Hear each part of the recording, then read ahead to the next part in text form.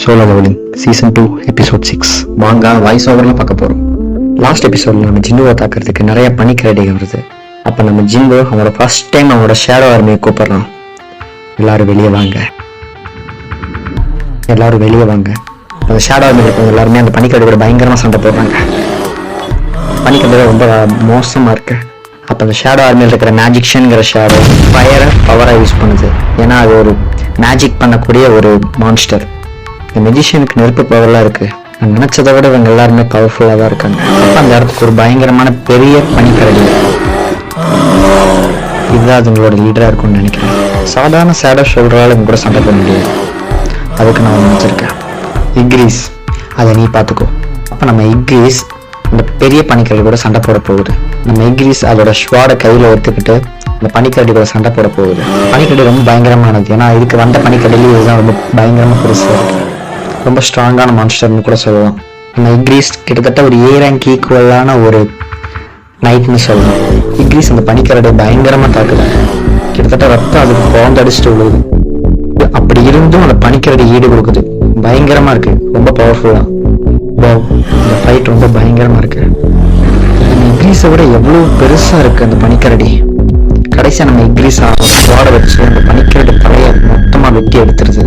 அந்த பனிக்கரடியோட தலையை எடுத்துட்டு வந்து நம்ம சங்ஜின்வோட முன்னாடி வச்சு மண்டி போட்டு உட்காருது. அது நடந்து வந்த பாதை எல்லாமே ஒரே ரத்தமா இருந்துச்சு. இப்ப இந்த இடத்துல நம்ம சங்ஜின்வோட லெவல் பார்த்தீங்கன்னா 52 கிட்ட வந்துருச்சு. லெவல்ங்கிறது எப்படி அப்டேட் ஆகும் அப்படின்னா, இப்ப அவன் சண்டை போட்டாலும் சரி, அவனோட ஷேடோ ஆர்மி சண்டை போட்டாலும் சரி, அவனும் லெவல் அப் ஆகும், அவனோட ஷேடோ ஆர்மி லெவல் அப் ஆகும். நான் நினைச்சதோட நீ சூப்பராகவே சண்டை போட்ட இக்ரீஸ். இப்போ இந்த பனிக்கரடி என்னோட ஷேடோ ஆர்மியோட சேர வேண்டிய நேரம் வந்துருச்சு. அந்த பெரிய பனிக்கரடி நம்ம சங்ஜின்வோ வந்து அரேஸ் அப்படின்னு சொல்லி அவனோட ஷேடோ சோல்ஜரா மாத்திக்கிறான்.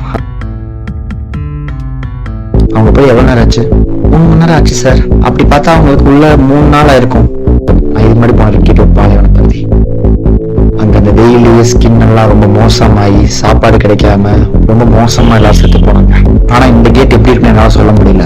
உள்ள இருக்கிறவங்க எல்லாமே லோ ரேங்க் கண்ட்ரிஸ் தான். ஆனா இந்த கேட் கண்டிப்பா ஹை ரேங்க், சி இல்ல இ ரேங்க் உள்ள இருந்தாங்கன்னா அவங்க கண்டிப்பா போய் தப்பிக்க முடியாது. பின்னா சங்ஜின்வோ கண்டிப்பா செத்துருப்பான்னு சொல்றியா? ஓ, நான் என் டைம் வேஸ்ட் பண்ணிட்டு இருக்கேன்னு நினைக்கிறேன்.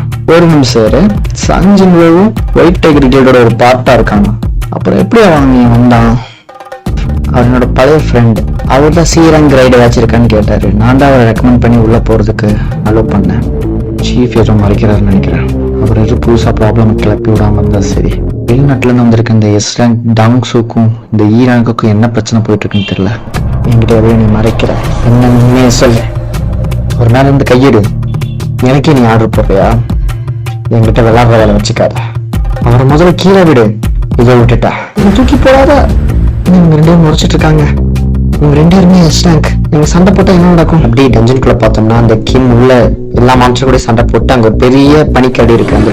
அந்த பெரிய மான்ஸ்டர் கூட சண்டை போட்டுட்டு இருக்கான். இல்ல, இப்படி நடக்க கூடாது.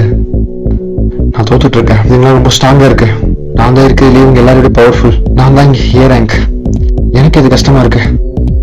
நான் ஒயிட் டைகர் கில்டோட ஒரு எலட் ஹண்டர். கேப்டன், கேப்டன் எங்களை காப்பாத்துங்க.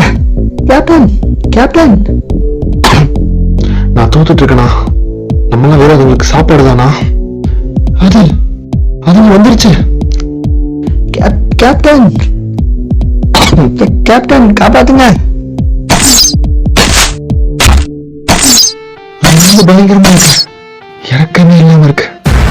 இந்த வந்த ஐசிலியூஸ், அதாவது பனிக்குட்டி சாத்தான்ல பார்த்து பயந்து ஓடுறான். அது ரொம்ப பயங்கரமா இருக்கு. அவங்க முன்னாடி அந்த பாஸ், இந்த டஞ்சனோட பாஸ்